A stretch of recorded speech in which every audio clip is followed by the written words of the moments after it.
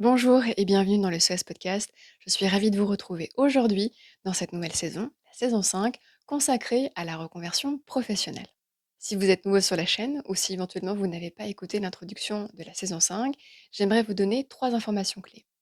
La première, si vous êtes sur YouTube, eh bien beaucoup de choses vont changer puisque je vais rester avec vous face caméra pour l'intégralité des épisodes de cette saison 5. Deuxième information clé, c'est que j'ai pensé et réalisé ces épisodes comme si nous étions en fait ensemble en consultation. Donc ces épisodes ont été pensés en format de FAQ. J'ai récolté, grâce à ma clientèle, à chaque épisode, 10 à 12 questions. Et également grâce à mon expérience personnelle, puisque j'ai moi-même réalisé une reconversion professionnelle, voire même deux. Donc je me suis servie voilà, de ces deux éléments-là pour récolter, pour créer 10 à 12 questions et ainsi vous permettre de vous répondre, tout simplement, voilà, comme si nous étions une fois de plus en consultation. Donc je vais vous donner mes avis, mes conseils, mon expertise. Voilà, ça vous permettra au moins de pouvoir avancer en ce début d'année pour votre projet ou voilà, votre rêve de reconversion professionnelle. Troisième information clé, l'ensemble des épisodes de cette saison 5 va être découpé en deux parties distinctes pour vous permettre d'avoir un accès plus facile et plus rapide aux réponses aux questions que vous vous posez.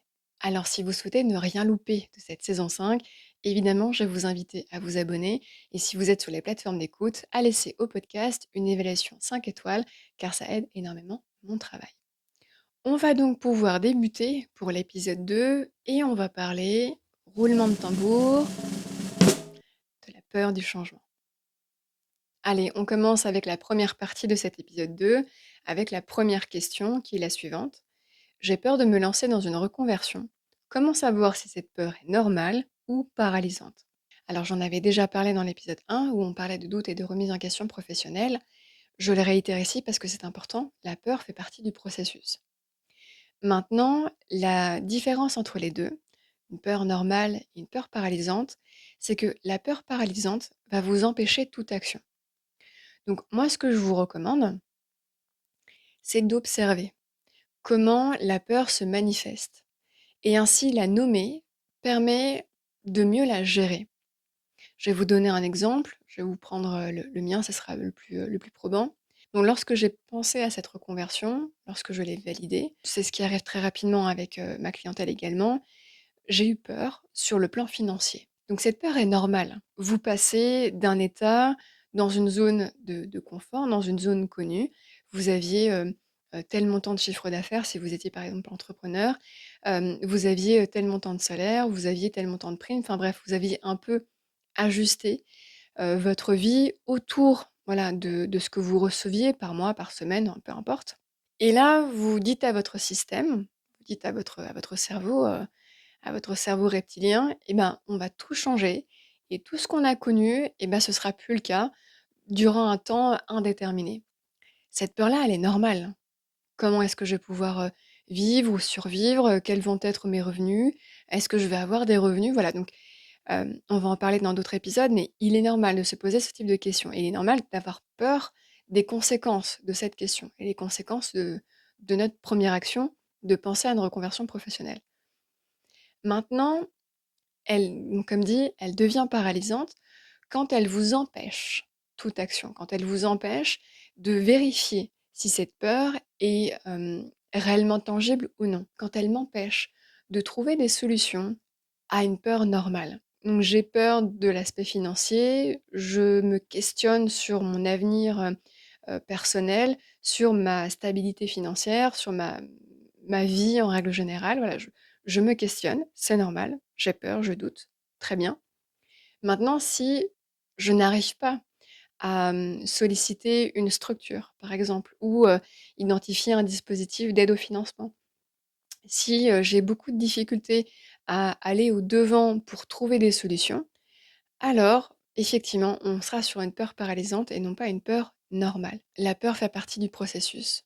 Il sera important d'observer et de nommer la peur, comment elle se manifeste en vous, comment elle se caractérise, et éventuellement, pour vous permettre d'aller un peu plus loin dans la reprise de pouvoir, pour éviter que la peur voilà, paralysante ne vous empêche de vous réaliser, munissez-vous d'un carnet et bien de créer un tableau, d'y mettre les peurs et en conséquence les actions.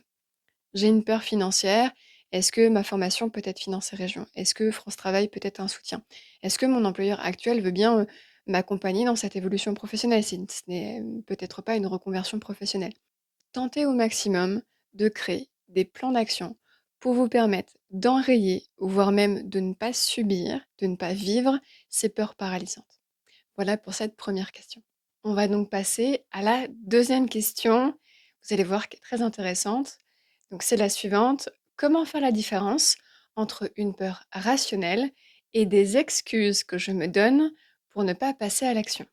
Donc je vais vous donner les 2 définitions de la peur rationnelle et des excuses. Peut-être prendre, 2 post-it de 2 couleurs différentes éventuellement. Ayez à disposition ces 2 post-it avec ces 2 couleurs différentes, avec ces 2 définitions différentes. J'y viens. La définition de la peur rationnelle. Une peur rationnelle est liée à des risques concrets que l'on peut anticiper et planifier. À l'inverse, les excuses sont souvent des justifications que l'on se donne dès qu'il faut sortir de sa zone de confort. Donc comment faire la différence? Lorsque vous surprenez à, émettre, des avis contraires ou émettre des doutes ou sentir, voilà, que vous rentrez dans une peur paralysante, hein, ça fait écho avec, la 1re question. Repartez voir ces 2 post-it et demandez-vous: «Est-ce que ce que je suis en train de me dire, est-ce que mon dialogue interne est lié à des risques concrets? Est-ce que je peux nommer? Est-ce que je peux identifier? Est-ce que c'est factuel?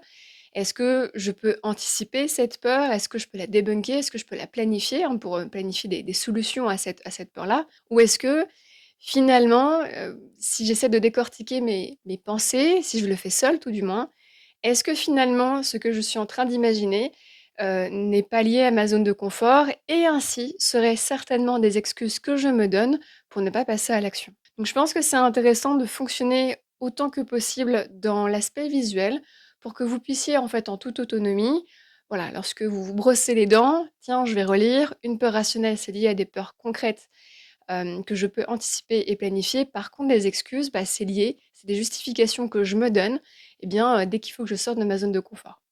Voilà pour vous répondre pour cette deuxième question. On va donc passer à la troisième question. Est-ce que je dois attendre d'être sûre à 100 avant de commencer à explorer une nouvelle voie professionnelle? La réponse est non. La réponse est non. Attendre la certitude absolue est totalement illusoire. Sachez qu'une reconversion professionnelle, slash une évolution professionnelle, se construit pas à pas.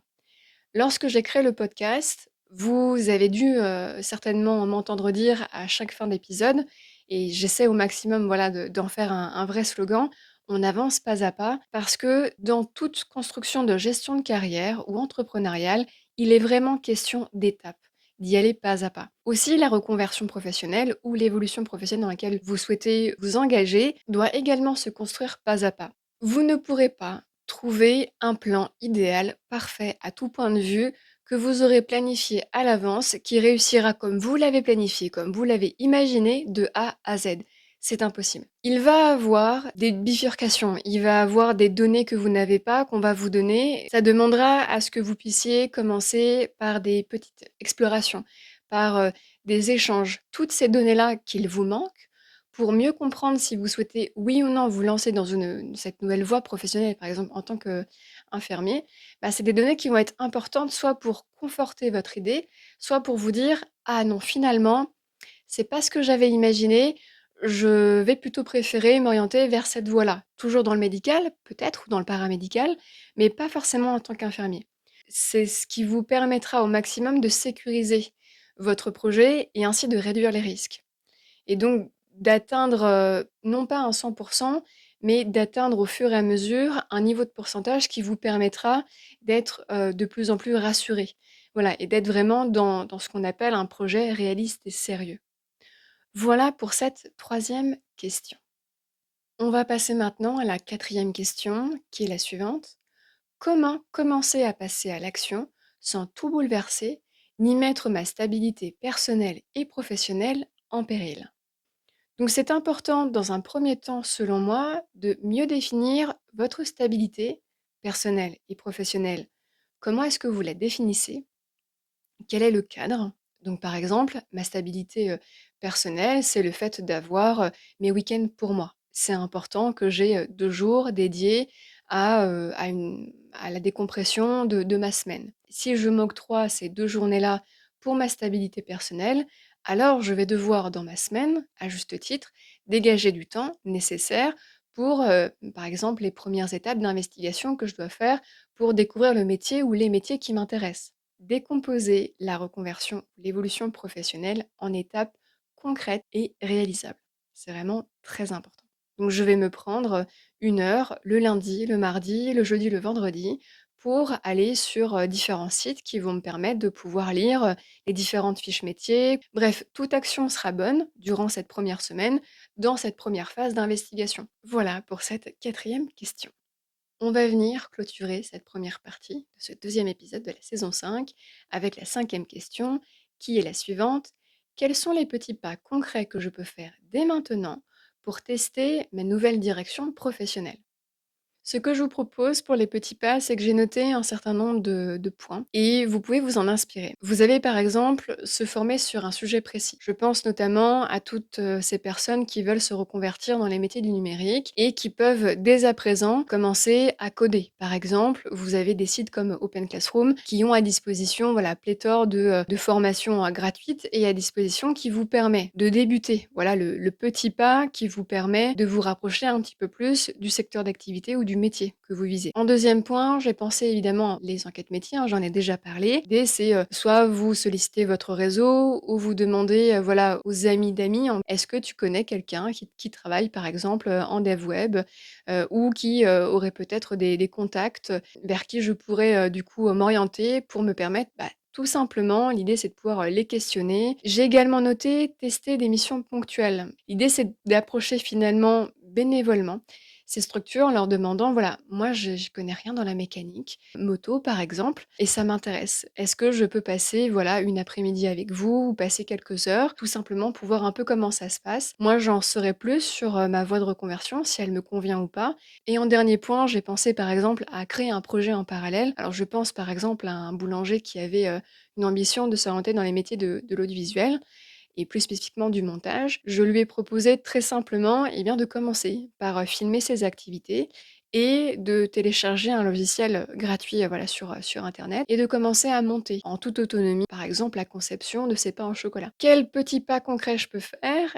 Eh bien, vous en avez plein, hein, je vous en ai donné quelques-uns, mais il y en a plein d'autres. L'idée, c'est de pouvoir les identifier et d'avoir comme objectif à quoi ce petit pas pourrait m'être utile, à quoi ça va me servir de le réaliser, de le faire, de le mettre en œuvre dans mon projet de reconversion professionnelle. Voilà pour vous répondre pour cette cinquième question.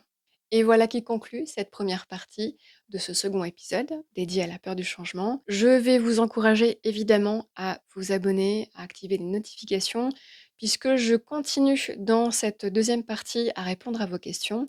Et je parle notamment de stress, d'incertitude, de réalité financière et également un sujet qu'on aborde très peu, en tout cas à mon sens, quand on entame une reconversion professionnelle, eh bien ce sont ses proches, son entourage. Est-ce qu'ils nous suivent dans ce projet ou au contraire, est-ce qu'ils nous freinent? Merci en tout cas d'avoir, cliqué sur cette vidéo. Merci pour vos likes, hein. Si encore une fois cette vidéo vous a plu, n'oubliez pas de la liker, ça ne peut que aider, mon travail. Et si vous êtes sur les plateformes d'écoute, n'oubliez pas, avant de nous quitter, de laisser au podcast une évaluation 5 étoiles. Ça aide énormément mon travail, mais surtout ça permet à d'autres personnes de le découvrir. Il est important, selon moi, d'avoir plusieurs avis pour qu'on puisse bien se forger le sien. Voilà, encore merci pour votre écoute, merci pour votre visionnage. Nous, on se retrouve tout de suite peut-être pour la seconde partie de cet épisode 2. Et n'oubliez pas, dans le SOS Podcast, on avance pas à pas. Et moi, je vous dis à très vite.